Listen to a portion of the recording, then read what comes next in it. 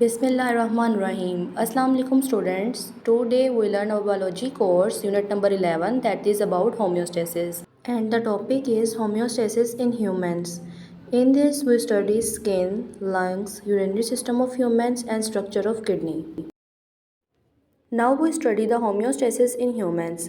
As we know, humans have highly developed system for homeostasis. यहाँ पे हम कुछ मेन ऑर्गन्स के बारे में पढ़ेंगे जो होम्योस्टेसिस के लिए वर्क करते हैं।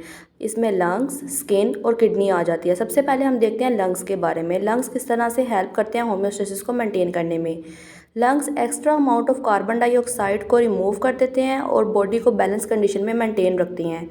अब हम देखेंगे स्किन को। स्किन जो है ये बॉडी टेम्परेचर को मेंटेन करने में रोल परफॉर्म करती है और एक्स्ट्रा वाटर और सॉल्ट्स की रिमूवल करवाती है।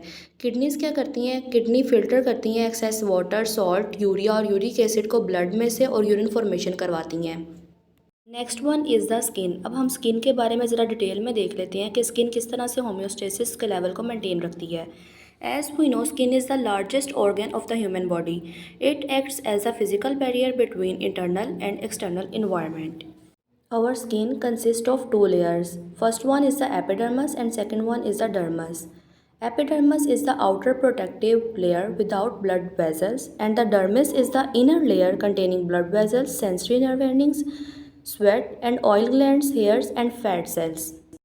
As we know, skin important role play करती है रेगुलेशन ऑफ बॉडी टेम्परेचर में। स्किन की डर्मिस के अंदर थिन फैट सेल्स होते हैं जो कि इंसुलेट करवाते हैं बॉडी को।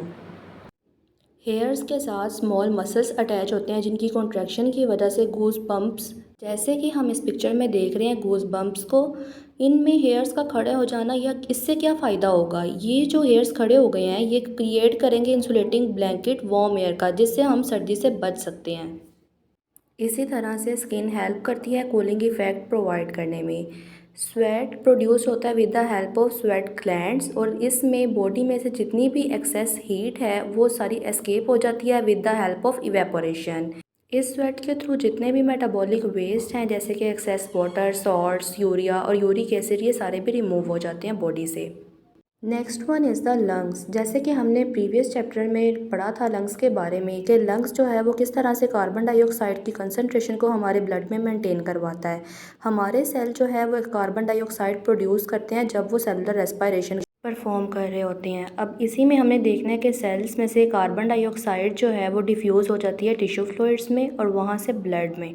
अब ये जो हमारा ब्लड है ये ही इसी कार्बन डाइऑक्साइड को कैरी करता है लंग्स तक और लंग्स से फिर ये जो कार्बन डाइऑक्साइड है, excess amount of carbon dioxide, ये एक्सहेलेशन के प्रोसेस के थ्रू एयर में रिमूव कर दी जाती है। Next one is the urinary system of humans. Urinary system यानी ऑर्गन सिस्टम की ही बात हो रही है। As we know, organ system level in biological organisation consist of various organs. Human urinary system को एक्सक्रीटरी सिस्टम भी कहते हैं। जैसा कि आपको याद होगा कि हमने एक्सक्रीशन को as an example of homeostasis discuss किया था। अब हम थोड़ा सा एक्सक्रीशन के बारे में देख लेते हैं कि what is excretion. Excretion is the process in which metabolic waste is removed outside the body. Now we study what are the major organs and primary organs involved in the urinary systems. Let's have a look. It is formed of one pair of kidneys, a pair of ureters, a urinary bladder and a urethra. Kidneys जो हैं ये filter करती हैं blood को ताकि urine produce कर सकें and the ureters carry the urine from kidneys toward urinary bladder. Bladder में ये urine temporarily store होता है ताकि इसे body से remove करवा दिया जाए। Urethra is the tube that carries the urine from urinary bladder to the outside of body. Now we study the structure of the kidney. Kidney जो है ये dark red bean shaped organ है। हर kidney जो है ये MCQs के लिए आपने ये पॉइंट याद रखना है कि हर kidney 10 centimetre long, 5 centimetre wide and 4 centimetre thick है और इनका वेट्स जो है वो ह्यूमन बींग में 120 ग्राम्स होता है। They are placed against the back wall of abdominal cavity just below the diaphragm, one on either side of the vertebral column. Last दो रिब्स इनको प्रोटेक्ट करती हैं और जो हमारी लेफ़्ट किडनी है वो लिटिल हायर होती है then the right one. Concave side of kidney face करती है वर्टिबल कॉलम को। यहाँ पे एक डिप्रेशन होता है जिसे हम हीलस कहते हैं।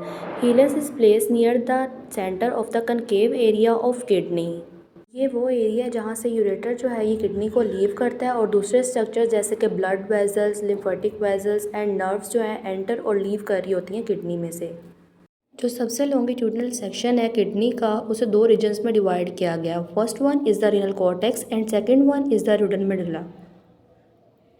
जो रीनल कॉर्टेक्स है ये आउटर पार्ट है किडनी का और डार्क रेड इन कलर होता है, जबकि रूडन मेडुला जो है ये इनर पार्ट है किडनी का और ये पेल रेड इन कलर होता है।